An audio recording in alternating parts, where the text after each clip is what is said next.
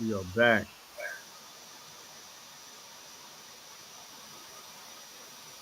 Let's go live on IG. Get the live on IG going, and then we are in the money.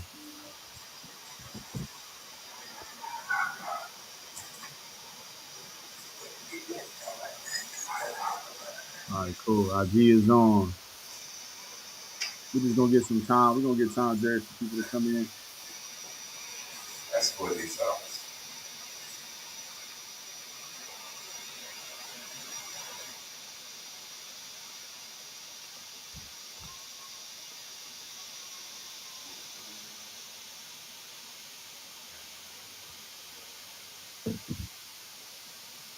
Mhm.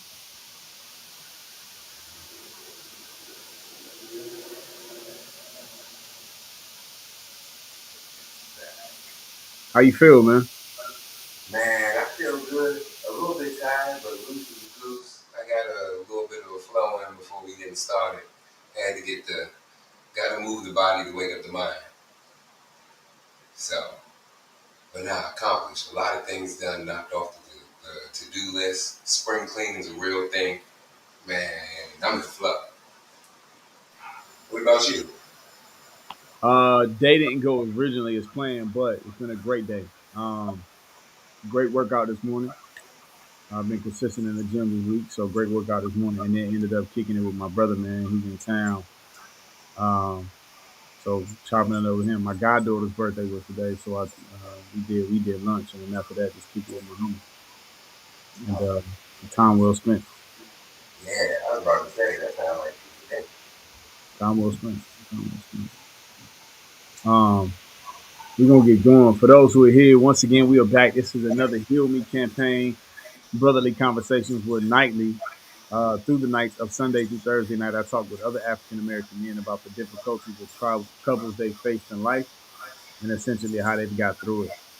We started this because in 2019, I wrote a song entitled Heal Me featuring Grammy nominated artist Raheem Devon, which talks about how my father raised me and how he inadvertently taught me some really bad habits for coping with pain and adversity. And so I hope tonight through this conversation, uh, Layla, can you tell me really quick how does it sound? Is the sound coming through clear through IG? Um, but the hope tonight, right, is through this conversation with the men that I talk with is that one, brothers who are experiencing a difficulty currently, right, who might be experiencing currently experiencing some pain or adversity, one, that they will know that they are not alone. Two, that they'll be able to see that they can make it through, and then three, they can hear some strategies that they may be able to employ themselves to get back to a place of peace, power, and purpose. Our guest tonight is Jarek, the floating yogi. Jarek, tell us who you are, what you got going on. You know, fill us in. What's who you? How do we find you? How do we support you? How do we rock with you? Okay, ways you can find me on Instagram, right there below. You see Jared, the floating yogi, right where there's a space, put a dot, put that in, you'll see my name. Jared, it should come up. All social medias. Also, you can check out you. Ooh, we gotta get this.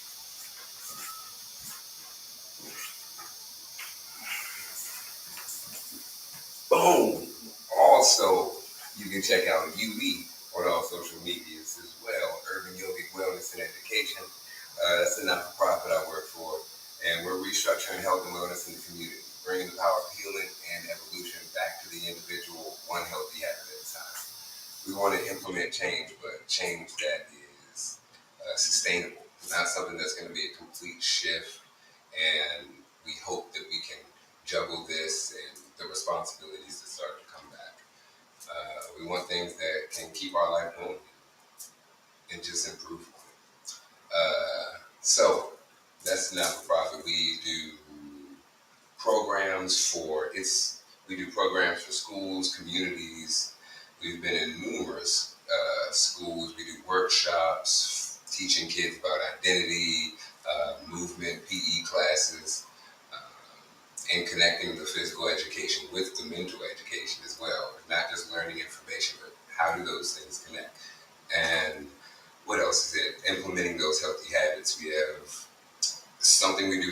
mind, something we do for the body, and something we do for our energies.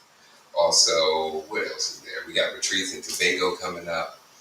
We have a yoga teacher training as well. Uh, so it's a full-fledged list of things to do. Also, there's a program, I run the Mysore program, Ashtanga Mysore program in Sutta Center, and that's in Arlington. Highly recommend checking it out. And that's the movement portion of that wellness practice that I was speaking on before. It, it allows us to have something that we do cyclically. So we can go back and see how we transition from place to place, from pose to pose, how we transition from one event of our day to the next, and make refinements. Once we can clean it up on the mat, they just start to magically fix themselves in the world. So that's what I encourage people to do. And that was one of the things that really helped me later on down in my healing journey.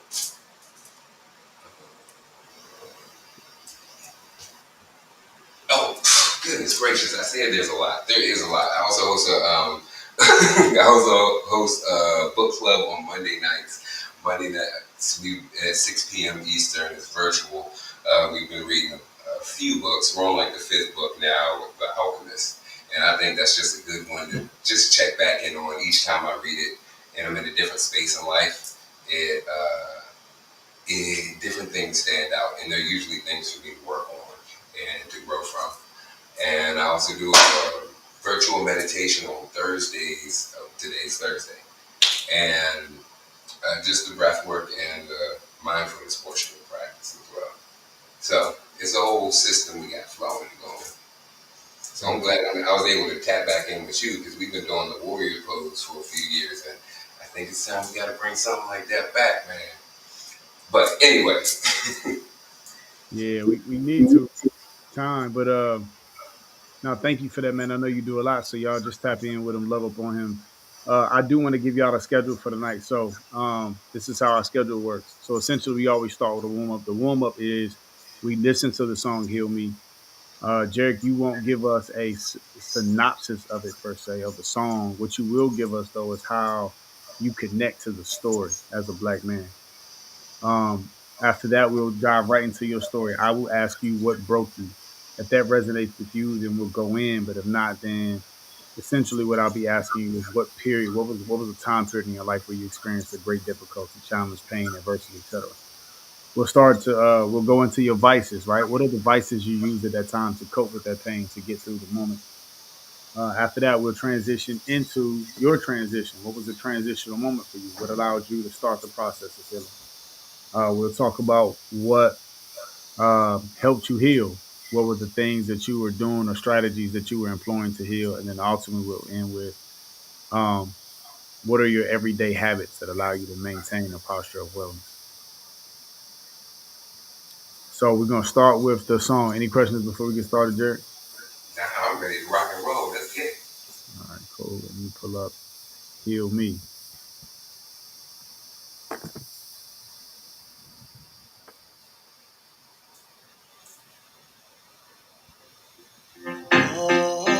Yeah.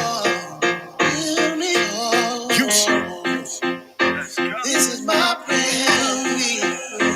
You see, my father never talked too much. Just that look in his eyes, deep stares out the window, told me that life was simple. But I would never know what he would never reveal. That sharp look in his face was pain he would conceal. He inadvertently taught me that real men don't feel. So don't follow your heart. Use it to advance your cause, but always follow your thoughts and make a smart decision. You should barely apologize and never ask permission. And when the world does a thing to try to break you down, don't tell a soul. They waiting just to take your crown. Your woman gon' think you weak if you express your pain. Your men gon' say you sweet though they be feeling the same. So get a vice. A couple Hennessy cigarette, live your life. Whatever you gotta do to get sleep at night. Cause for the longest you probably ain't sleeping right. or even slept at all. But when God calls, don't fight it, take a sigh of relief that you ain't gotta live no more in this grief. Yeah, yeah, the cruel world that we living in is hard and cold. You ain't a man till it scars your soul. Straight up, so don't ever express your feelings. Sit in silence. Cause the only feelings you get are anger, hate, and violence. But see, the system got a process and a plan for that. Time is the only thing you got, so never hand them that. So if you ever truly feel like you about to break, get you a pencil and a notebook, let your mind escape. Writing is the only place where we can feel free. After he died, I read his notebook, he wrote, "Heal me. Heal me, yeah. Heal me. Mama, don't nobody understand me. I won't make it out unless you come down and heal me. Yeah, yeah. Heal me. They don't know the pain I've been going through. I call on your name because I know that you can heal me. Was he really that strong? Or just putting up a front? Did death come too soon? Or was it something he won? After 66 hard years of hiding the tears, did he get a reward? Well, let me make this clear that I think his vice got him. Think he used the coke for life, just took the life out of him. Them cigarettes that he was smoking all them stressful days. But we still had a few good days, and I knew, cause he would smoke one or two, but otherwise a pack. I used to ask him not to smoke again, but what I should have said was breathe, pop, don't hold it in. We do yoga to get peace these days, but them Carolina preachers didn't teach these ways. It was suffer and survive. If you don't get your blessings in this life, if you tired, you get them when you die. He used to hit that cigarette and play too much. That he got cancer and ain't say too much. He said, heal me. Mama, don't nobody understand me. I won't make it out unless you come down and heal me.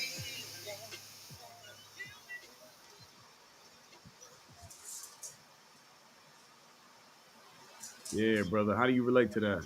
How do you relate to that story? Man, man. The first one, the one that stood out the most was The Men Don't Cry and the right to get it out. Just writing is cathartic because I don't know what. Just being able to sit through the thoughts to actually see what it is in this reality, in this 3D, 4D, it just hits different. And that was impactful for me in my journey.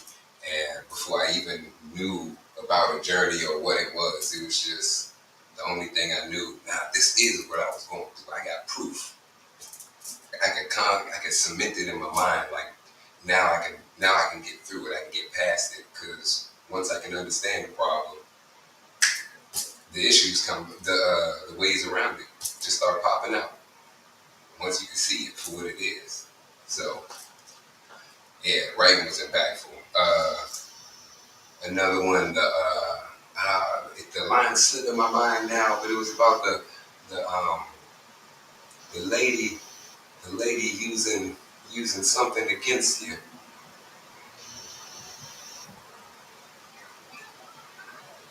I'm not able to hear you. I said your woman gonna think you weak if you express your pain. Your brother's gonna say you sweet though they be feeling the same. That part, yeah. See, Yeah. that that was another one that stood out. It was just it created conflicts of when to speak on things, when is too much, when should I like stop being an emotional or verbal punching bag. It was so that I was like, okay, those two, and it was one more. It was one more. It was three of them that like hit me. I think that was three. The Men Don't Cry. The Don't Express It. And the same with your boys too, because you talk to them. Well, this was back in it has shifted so drastically over the years. All the work that people been doing is really shifted. Like I can have in-depth conversation with my guys now, and um, emotionally articulate. They're able to see, to explain what's going on, talk about it, and then release it. At least some of it. But there's been a shift. But that was an issue. I didn't have that. So with me trying to change, me trying to actually express certain things, I didn't have the community that would support me expressing it and then not see me as like lesser than. Yeah. So Well, look, I thank you for that. That makes sense, right? We as black men, we're always trying to find.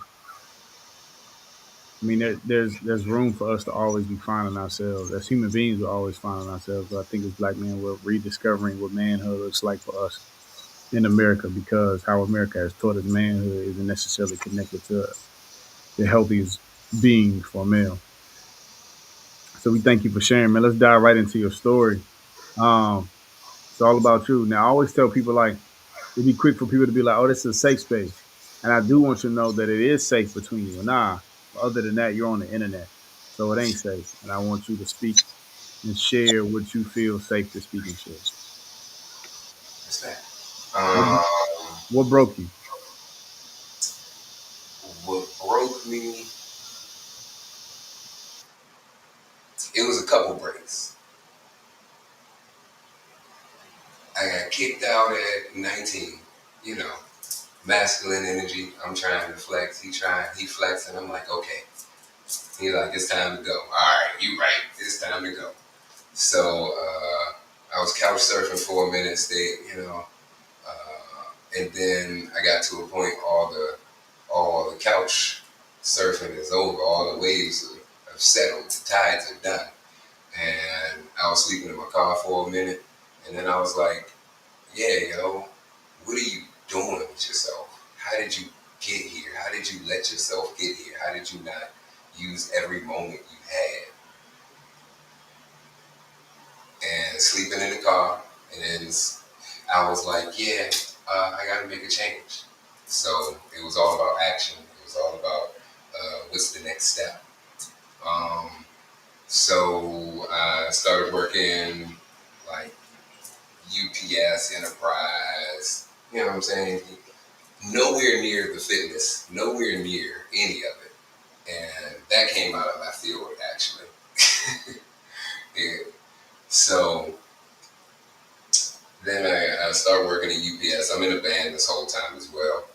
Surreal Expressions.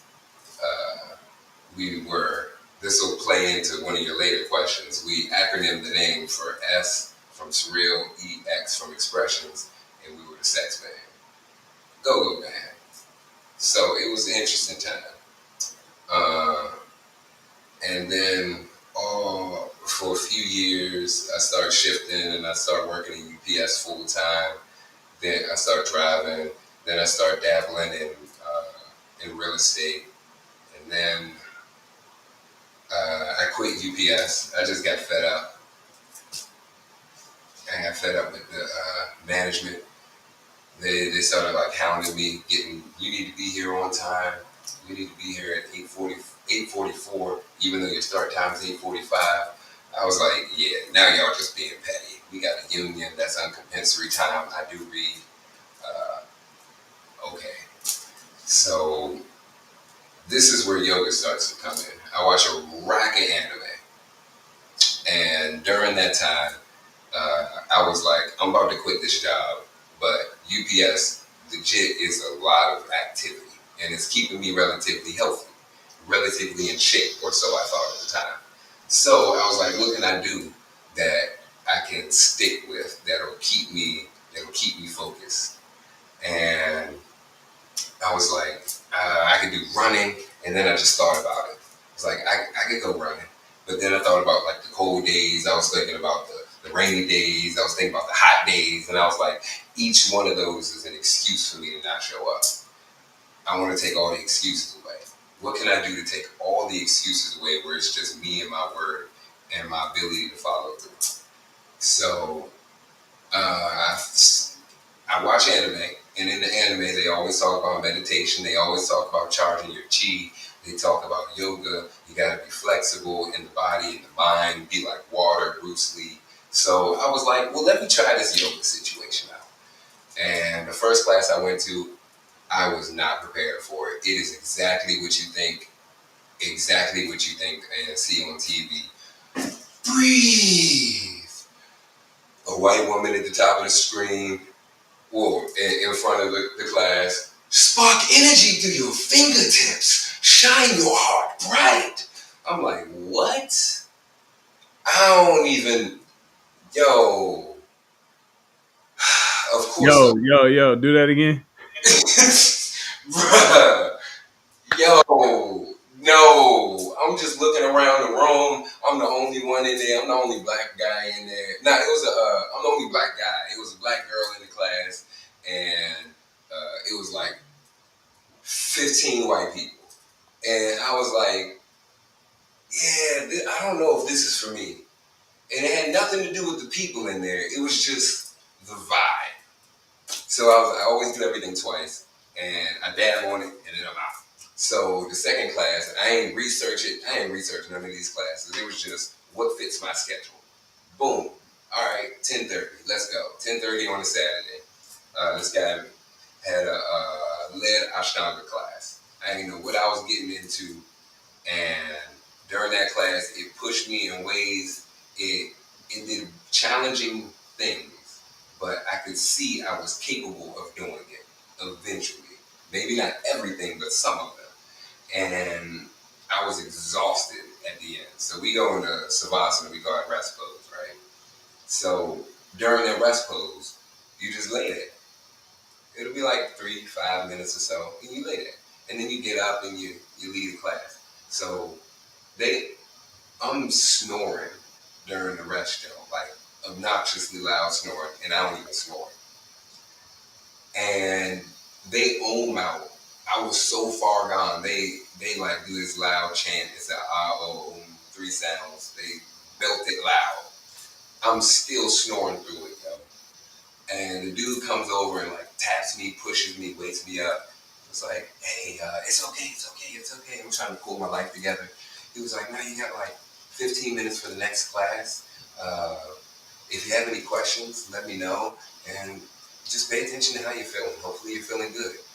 So I ran out that jump and I just felt high. I didn't smoke at the time. I barely drank. It just weren't my thing. But then the way I felt in my body was just wow. So after that, I was hooked. I went back the second time and I had the same feeling. I was like, how can you duplicate this like that? So that's what hooked me into to yoga. Um, so I started practicing for a while, and then I ended up quitting UPS, and I started working with the contracting company. I started working with the real estate business a little bit more intensely. And then I was like, yeah, this isn't me either. So I segued into teaching. I was like, if I'm gonna teach, if I'm gonna do this yoga thing, I gotta do it. And I'm making a decision, a conscious decision, that I gotta follow through with this. So, you gonna pay for this training? Yes. And here I am, teaching at the African American Museum for the year anniversary. Uh, Co-hosted a retreat with my homie Ahmed and what was it? Sarah, Costa Rica. We got Tobago coming up, camping trips, just finding ways to integrate the benefits and the tools that we get from yoga into our daily life. And it's been great. It's been a beautiful ride, yo. A ride, nonetheless. So thank you for all of that. Let me take you back. So you talked about being kicked out of your home by your father, I'm appearing, or another male figure in the house, and it's kind of put you in a space where the real world hit you super quick. Can you describe like the condition of your spirit or your energy during that time? Pure fire. Pure fire. Purifier or pure fire? Pure fire. Hot. That's what it was. And everything I did, it was learning to temper the fire. But at the time, I didn't care. Why was it so high? I mean, what pushed you to feel?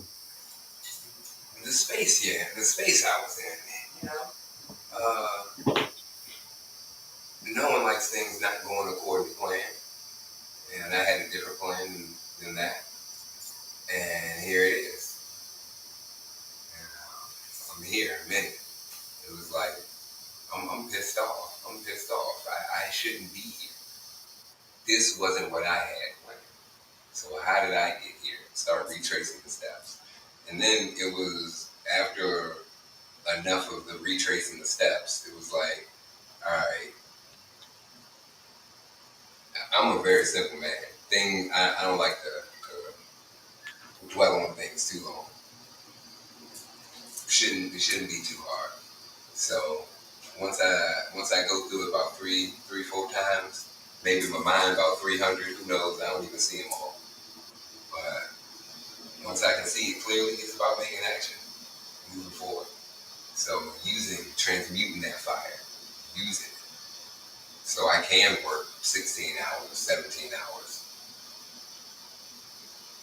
So, what was the transitional phase for you? Like coming from this darker place to a place of like starting to elevate, starting to heal. What gave you the permission, the insight, the motivation to start the healing journey?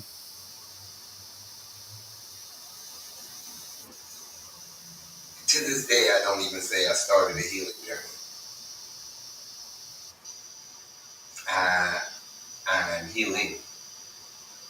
It it can be seen as a journey, but I never started one. I never had the idea to start one. I never. The change just happened with being tired of the space that you're in. Mm, It's like be self-reflective, see the problem clearly, and the problem is us right. because we get in our own way. I get in my own way. I ain't gonna speak for everybody, but you know. So once I can see me a little bit clearer, then I know my habits. I know the things I'm falling into, and I try to avoid those things, or I'll find balance within those things. And it's not easy,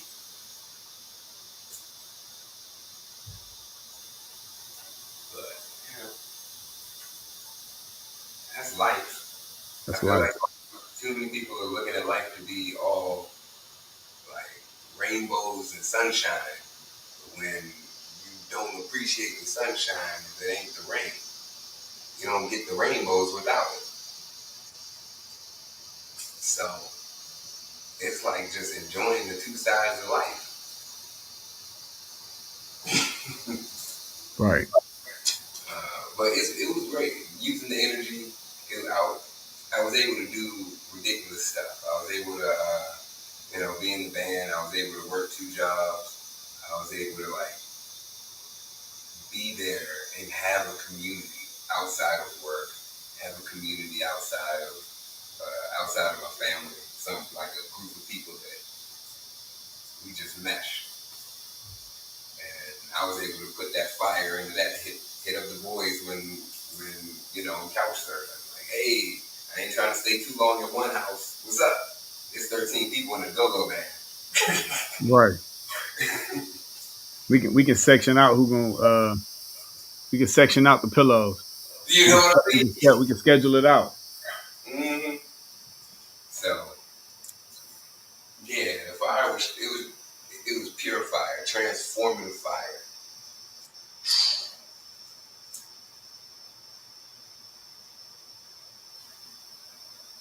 Recount the time for us when you were healing, right? So you go through this transition. Now it's all of it's really about the healing process. But recount for us, like, when did your healing process start? Like, and what did it entail? What did it look like? So this is where it gets a little. This is why it gets a little challenging with the healing. It started in like 8th grade. Yeah, it started in 8th grade. Uh, I lied. 9th grade. That's when I failed English, and I had to stay back. Not stay back, but I had to go to summer school. And during summer school, we were writing poetry. One of the one of the projects was to write a poem. So we had to memorize like some poem that's already written and then write something. And I was reading The Raven, and I like memorized the whole thing. Then I started writing, and then after I wrote, they were like, "Oh, this is really good. Even the grammar and everything is right. Why are you here?" I was like, "Oh, my teacher didn't like me. It is what it is." And he was like, "Okay." Everyone said I did good. I was like, "All right." I got a little bit of clarity as to how I got into this situation and some of the ways that I probed this person who didn't really like me to begin with to get me to fail said class. All right. I probably didn't have to do some of those things. I get that. So it helped me to see the situation better, learning like a format of poetry and writing and in that formal setting. I wrote before, but that helped to structure things for me. And that helped to get me a little bit more consistent with writing and consistent with seeing my thoughts, because that's all writing really was for me. And then I could start to filter out the ones that were too consistent, and the ones that were too consistent, maybe it means acting on them. Or maybe the ones that are too consistent, it just means writing it out, because that writing is really cathartic. Get a whole bunch out. And then the apps are closed. Mind space is clear. So that was when it started. But I had no connection or idea of a healing journey. And then it hit again uh, when I started doing yoga at in 2016, 2015. Yeah, it started to click again because I mentioned I watch a lot of animes. So in anime, they have a whole bunch of morals and values, pretty traditional morals and values that they stand on. Some of them might be quite outlandish, like they're saving the world, but they have morals and values that they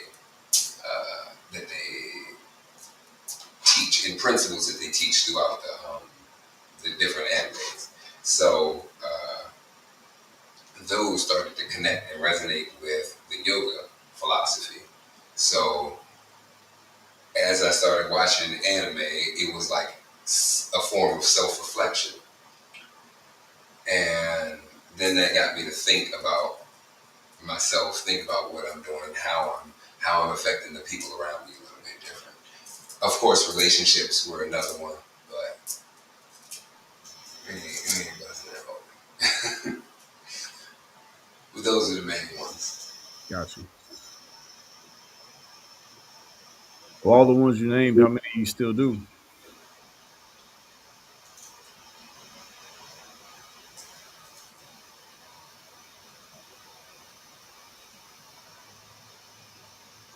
All of them, but I've fallen off on writing.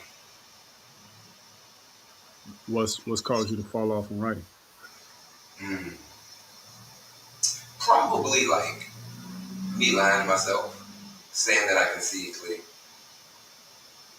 So you can't see it clear. I can see it as clear. It's clear to me, but if I write it down, I bet it be clear. But I'm just okay with the fact of where it is now. So falling off. Gotcha. Yeah, yeah. But the motivation's been coming back. I've been the synchronicities have been lining up. Different people reaching out to me to do things that cause me to have to write. So, yeah, not necessarily like poetry. I don't care about that. It could be something as simple as a journal entry. And just write down my thoughts or whatever's coming in my head for a minute, whatever. Right. Just the concept of writing. Right. Uh, and I was also piecing together some other educational content. I have some quick studies coming out for chakras, for the koshas, the doshas, the 8 limbs of yoga. So I had to like actually write those out and then make it a little bit more creative. So that was I can speak it all day, but just to put it down and have it in this 3D, 4D like that, it was challenging. But once I got it off, it was like I felt the weight that I knew wasn't there. That's why I know I gotta get back to the writing. Right. I don't feel like we ever truly get healed. I feel like it's a continual process. But I feel like the things that we're healing from are spaces for us to evolve more so. What does your everyday pattern look like? Because Um, I'm assuming some of the stuff you talked about you do, but what do you do every day? Like, what's the like go to every day for every day. for tapping in? Every day I wake up in a minimum of 15-minute meditation, a minimum of 10 minutes of breath work. Then I do my practice, a minimum of the sun salutations, which is 5 sun salutation A's and 5 sun salutation B's. It'll take about 15, 20 minutes. But my whole practice is about 2 hours. Uh, and that's my bare minimum. Something for the mind, something for the body, something for the energy. Uh, Also, I like to add a J. A J, a J a day will keep everything else, everything negative away. So that's my. I don't recommend that for everyone. That's a me thing. Yeah. Yeah, no J for me. See, but and that was one thing that helped me to relax. I didn't know how to relax. Mm. So that was one of the reasons I didn't actually. I smoked. The first time I smoked, I actually didn't feel it per se. I didn't know what was happening. But the other time where I didn't enjoy it, like the next time was like maybe a year later, and I tried it. I was like, this. I kept fighting the relax. It took me a few times to actually enjoy it. But then once I realized I was just fighting it, and I was like, oh, this will let you just let go, and you can hold on to what you needed. Right. But that's my practice. That's my wellness practice. It's about 3 hours. Jack, I feel like people often ask me like how long do these things have to be, and I tell them under an hour. We really go as like as clear as the person is. I think you have been very clear today. One about what you dealt with. Two, what allowed you to transition, how you maintain. You're obviously as a yoga instructor. Um, your daily practice is part of the process of tapping in, which allows you to get to a space where you can heal. And so I'm thankful that we got a chance to like really rock with you tonight because right, it's not the length of the conversation that matters to me the most. It's the potency in which the speaker is able to communicate. Hey, this is what I was dealing with. This is how I was challenged by it. But ultimately, this is what started my healing process, and this is how I move forward doing the things that I need to do with transparency, with vulnerability. For you, man, if somebody right was listening to this call right now, and you felt like they were having a similar moment, what would you say to them to put a smile on their face, or what could you say to help them through this moment?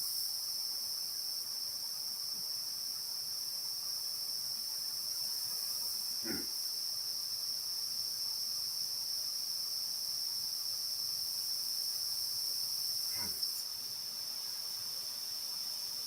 It was a tricky one.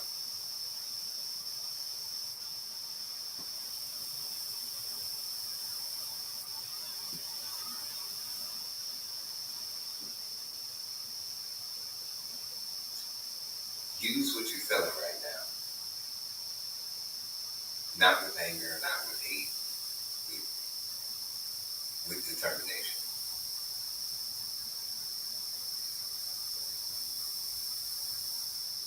Gotcha.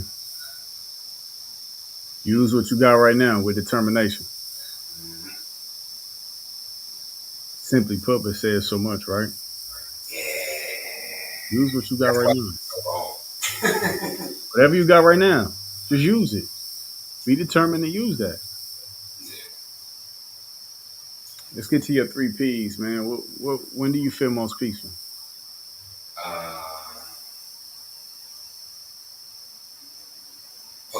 meditation right before I open up the eyes. Right while the eyes are still adjusting to the light, that space right there, that's magic right there. Magic. When do That's you, when do you feel most powerful? after I finished an entire 2 hour practice, right before the rest, and I'm about to lay down, like, yeah, I did that. Third series, baby. Let's go. Powerful. Push through all them chaturangas, all them jump backs, all them handstands. Yeah, after I do all that, oh yeah, I'm feeling good. Ain't never going, come on, man. I'm with it. When do you feel most purposeful? Hmm.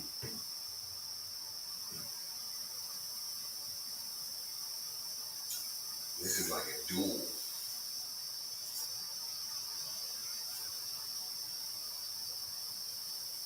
This is a dual wielding situation, but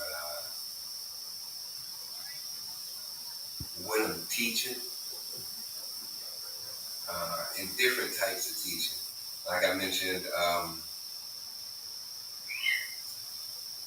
the book club, that's one, because it's a whole different type of connection. We can talk about something that doesn't necessarily come from my mind, and so we all just have a view on it.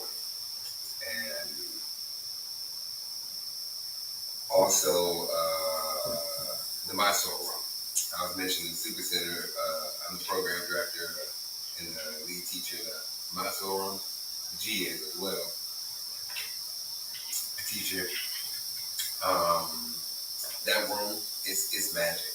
I got like a 60-some-year-old guy in there with Parkinson's,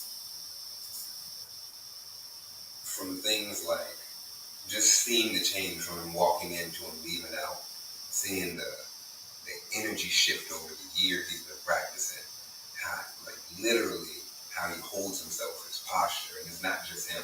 It's 35-year-old people, 28-year-old people, 24-year-old people making like, oh, I got a knee replacement, and they come in limping to walking.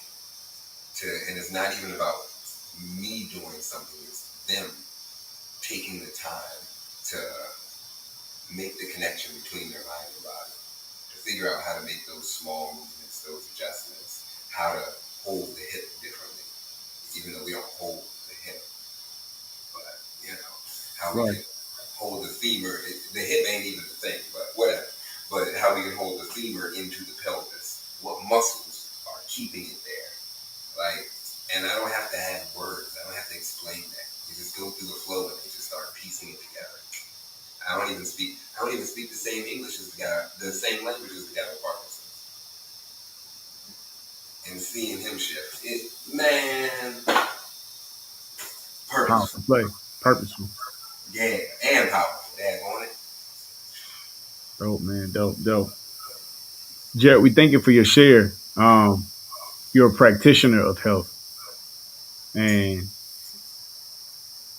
your job, your work, your purpose is rooted in essentially helping people get free flow movement in their bodies, but also in their minds. You know, one thing we learned about learned at Warrior Pose is that, especially because it was accentuated by you, is like, yo, this is not just about your body. This is a spiritual experience, and so it gives us space to tap in. Y'all who are listening, once again, it's the Heal Me campaign, brotherly conversations, nightly conversations with other African American men as they tell us their stories of difficulty and triumph and essentially how they got through it and how they maintain. Our guest tonight has been Jarek, the yogi, floating yogi, who has been very precise in telling us about what he dealt with, but even just clear about, like, this is my thing, this is what I dealt with, but this is how I got out of it, this is how I maintain. And he gave us a smorgasbord of practices that somebody who might watch this live or watch this video could implore to heal. Jared, how do you feel? Fired up, like I'm working and winning. You are working and winning. Well, look, we thank you, brother. Once again, y'all, my name is Yusha Saab, recording artist, motivational speaker, master certified life coach, and it's the Heal Me campaign. See y'all on Sunday night.